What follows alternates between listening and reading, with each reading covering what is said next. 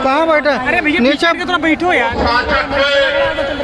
जिसका लोहा 12वीं शताब्दी में पूरे देश में माना था, बिजली जैसी तेजी से जो दुश्मन पर हमला करते थे, पलक झपकते ही स्थान बदल लिया करते थे। एक प्रहार से ही 10-10 लोगों के सर धड़ से अलग कर दिया करते थे। ऐसे महाराजा बिजली पासी को मैं नमन करता। आपने आला उदल जी का नाम सुना होगा, और आला तो गायब है, लेकिन आला उदल को हराने वाले महाराजा बिजली पासी के इतिहास को दबा दिया गया, गड्ढा में दबा दिया गया। अवध क्षेत्र में सामंतवादी ताकतों को समाप्त कर सामाजिक न्याय के संकल्प को मजबूत करने वाले, भाईचारा को बढ़ाने वाले 103 दिनों तक लगातार गांजर युद्ध में की भूमि में डटे रहे और विजय प्राप्त की, और राजा जयचंद की 5 गुना सेना को अपने पराक्रम से घोर छुटा देने वाले महाराजा बिजली पासी जी को आज हम लोग नमन करते हैं अपने जयंती के अवसर।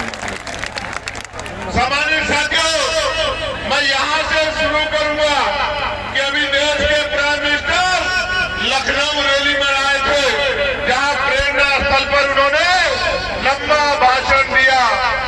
प्रेरणा स्थल पर खड़े होके और महाराजा बिजली पासी का नाम 10 बार लेने का काम किया अपने भाषण में। कितनी बार? 10 बार लेने का काम किया।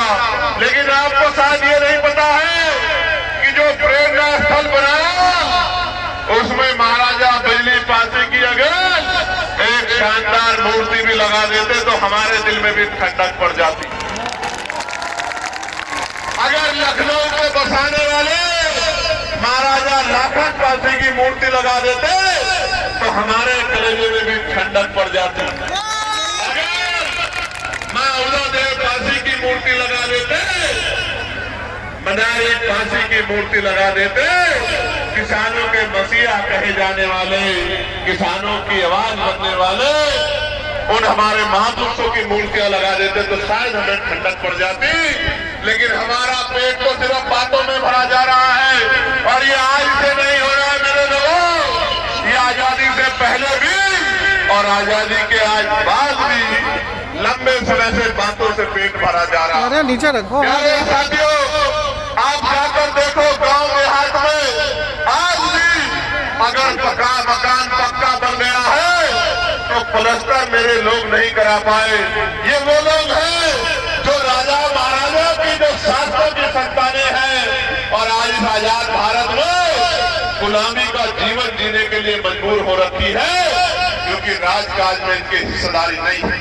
प्यारे साथियों, जब 12वीं शताब्दी में आपका झंडा डंडा इतना बुलंद था, तो आज आप इस देश में राजकाज जाने के बाद जुल्म जाति के शिकार इस देश में हो रहे हो।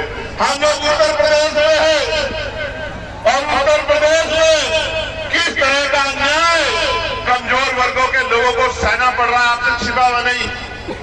आज यहाँ बहुजन समाज का ये जो बड़ा सा जन समूह इकट्ठा हुआ है, ये दलित, पिछड़े, मुसलमान, आदिवासी, जैन, बौद्ध, ईसाई, अल्पसंख्यक समाज के लोग, ईसाई समाज के लोग बड़े पैमाने पे इकट्ठा हुए।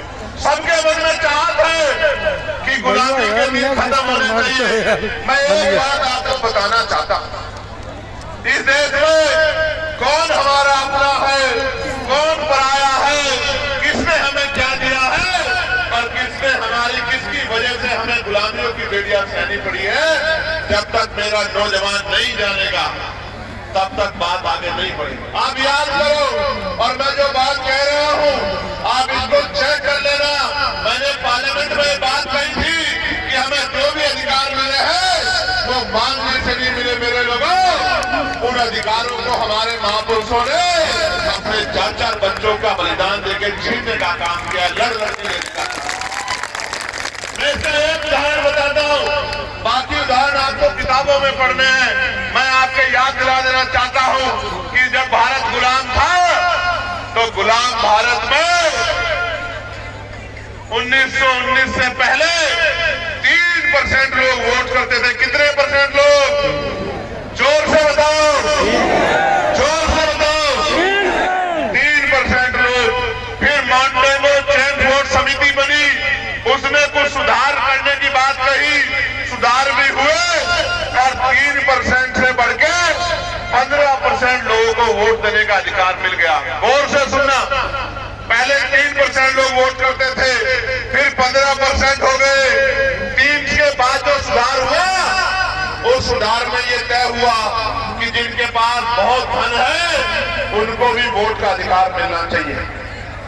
जिनके पास जमीनें हैं, जमींदार हैं, उनको भी वोट का अधिकार मिलना चाहिए। जिनके पास जो टैक्स पेयर है, व्यापारी है, बिजनेसमैन है, उनको भी वोट का अधिकार मिलना चाहिए। जो बहुत पढ़े लिखे हैं उनको भी वोट का अधिकार मिलना चाहिए। और जो राजा महाराजाओं के परिवार से आते हैं उनकी पीढ़ियों को भी वोट का अधिकार मिलना चाहिए। 3% से बढ़ के 15% हो गए।